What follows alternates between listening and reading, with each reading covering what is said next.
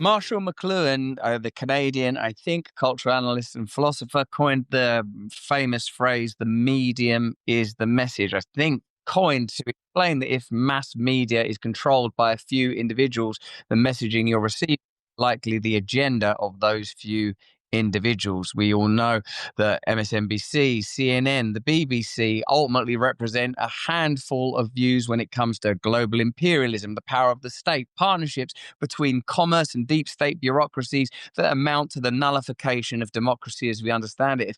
If the medium really is the message, these days media has changed radically, and Charlie Kirk is perhaps a martyr not just for Christianity or republicanism or conservatism, but for this new form of media where everybody can have a voice. Maybe it's a free market ideology where the best messaging will succeed, but maybe there are other factors too. Certainly, Sage just expressed her concerns about her own young adult children receiving a good amount of their information from TikTok and from other short form platforms. In the United Kingdom, there is division. For a brief moment this weekend, there appeared to be something resembling unity because the nationalist marches led by Tommy Robinson seemed to be very, very successful and to go off almost without a hitch. We had a reporter there ourselves, and I believe we have some coverage of that march now.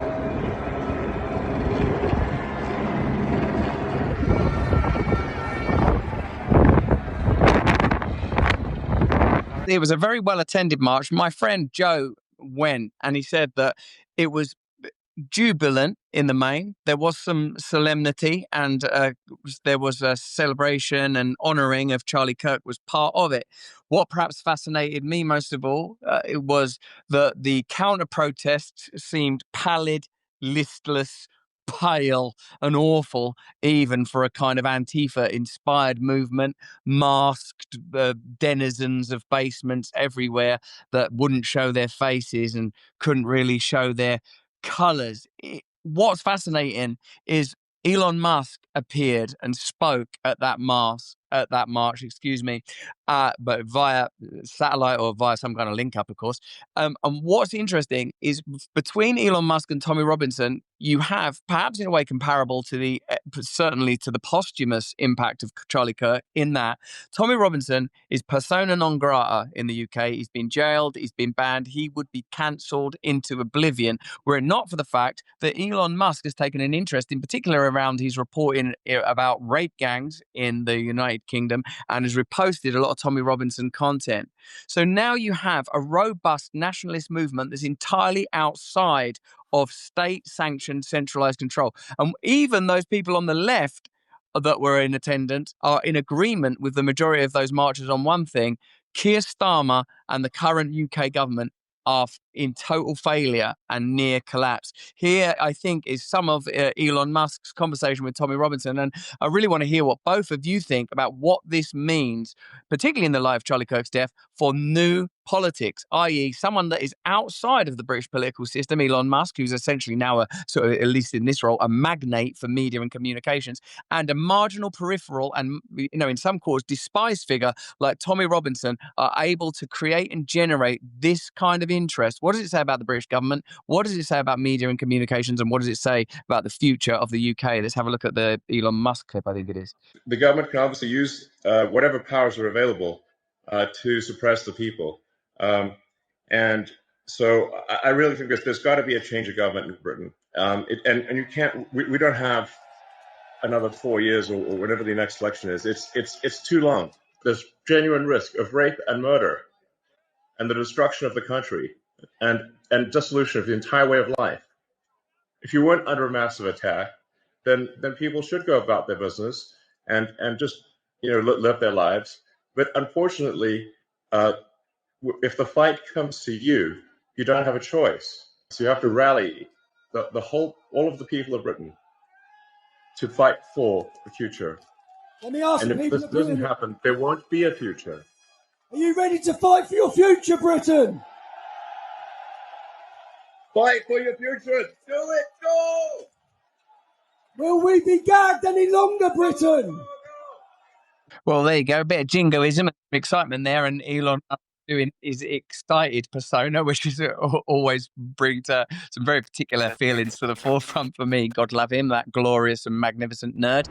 Did you know most methylene blue sold online is the same grade used in fish tanks? That means low-quality bottles, often made overseas with no testing for heavy metals. That's why you can trust the wellness company's Recharge, a doctor-formulated supplement that combines powdered methylene blue with NAD+ and PQQ.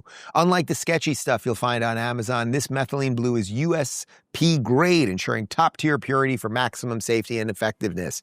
Recharge is designed with research-backed ingredients to optimize brain function, support cellular repair, and deliver clean, lasting energy. The result? Enhanced mental clarity, sharper focus, sustained energy, and protection against cognitive decline. And don't worry, it won't turn your tongue blue. Choose a trusted formula made for your body, not for fish tanks. Feel the difference with Recharge. Head on over to twc.health/Rubin and use code Rubin to get 15% off plus free shipping. That's twc.health/Rubin, code Rubin for 15% off.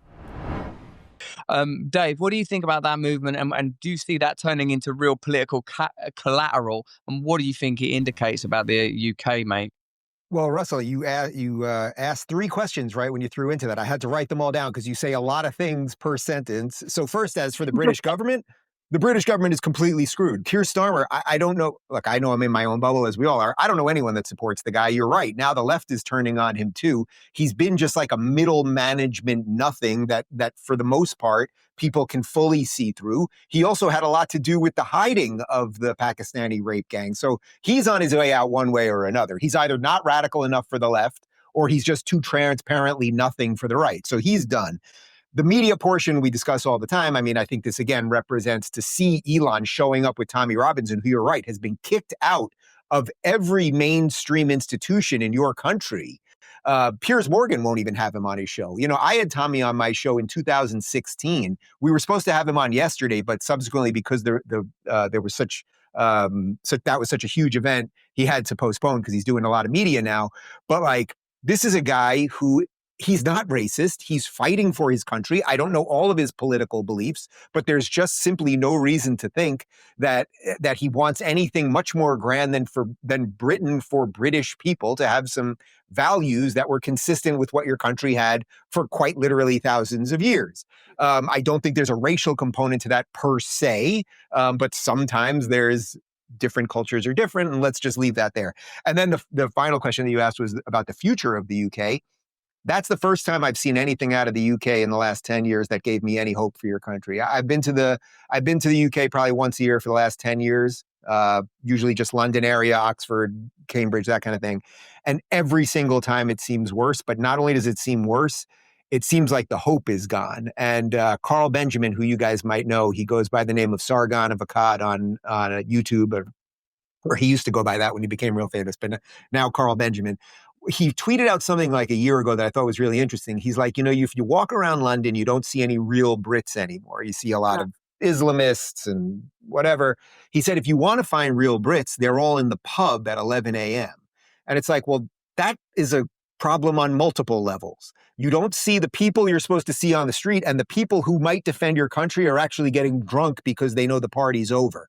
So the fact that there were some estimates of about 2 million people out there is an unbelievably inspiring sign. And having Elon involved, which we know how integral he was to getting Trump reelected, like maybe there is a little hope across the pond.